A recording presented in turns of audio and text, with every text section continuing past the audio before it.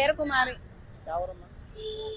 వెల్లుడితే ఇక్కడ మామిలా పాటికి వచ్చినాం, బాడిగకున్నాం.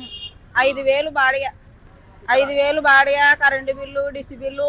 కరెంటు బిల్లు అయితే 1,000 రూపాయలు, 1,200, 1,500 అట్లా వస్తుంది బాడిగ. ఇంట్లో ఉన్నాం కాబట్టి మరి ఏం లేదు, ఉత్త కరెంటు, 2 ఫ్యాన్లు, అంత తప్ప ఏం లేదు. పొద్దున పోతే రాత్రి పోతాం ఇంటికి. పనులు రోజు దొరుకుతలేవు, వారంలో 1 నాడు 2 నాడు దొరుకుతుంది.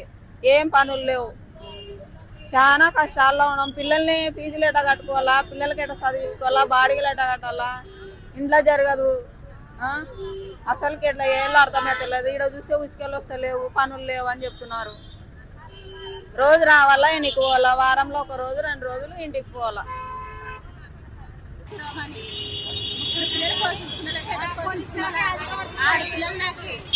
నెలకి వేస్తాను డబ్బులు అని మా ఊళ్ళో వచ్చిపోతే పిల్లలకి ఇంట్లో ఎంతమంది ఉంటే అంతమందికి వేస్తాను. అవి వేయలే, ఇంతవరకు రూపాయి రాలే. ఇట్లా డబ్బులు అంటే డబ్బులు నెలకి బియ్యము, ఆమె నెలకు బియ్యం ఇన్నాళ్ళు వస్తుంది.